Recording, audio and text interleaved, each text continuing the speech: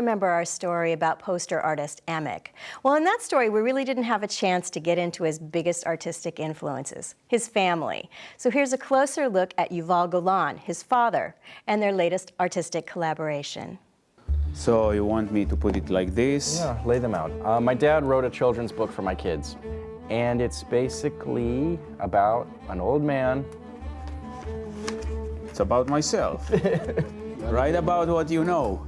Well, you made yourself look 80 years older than you are.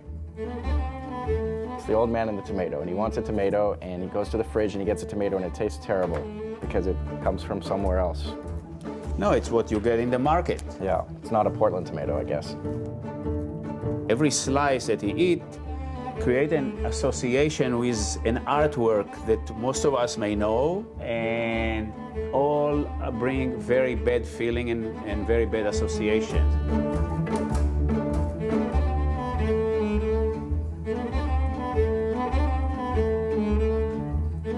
So he decided to have his own tomatoes by planting his own garden. And then he gets to eat the tomato of his liking.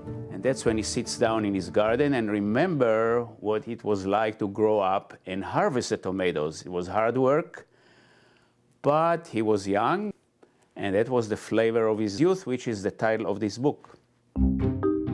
My dad's been making art for 50 years, and he's done giant murals and paintings and prints and kinetic sculptures. I mean, every kind of art you can think of, he's done it.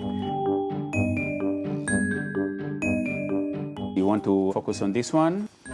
And now here I am, being his lackey, getting to color in his drawings, which is great if I didn't have my own things to do. It's not great. It put a lot of pressure on you, and I hate to do it, but it's easier than learning the computer yourself. It's kind of dark. I will lighten it up. Oh. This is just the first step. I haven't been art directed in 30 years, but I get to do it today. And highlights, also highlights on the body parts. I put some. I was born and raised in a kibbutz. In Israel. In Israel? Me too. It's a collective farm where everything is shared.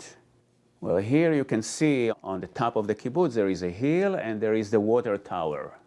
And every major holiday there would be two flags. One is the national flag and one is the red flag to symbolize the solidarity.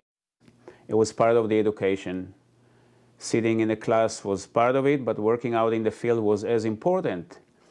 And I think it was good, and I think it's too bad that people don't do it more often with their children, teaching them what hard labor means. It's a lesson for life. And you get a reward that's healthy and tasty too. Organic tomato? Yeah. That's good. Good food makes person feel good. It's a basic happiness. That's the message. The pursuit of happiness. Only 50 pages to go.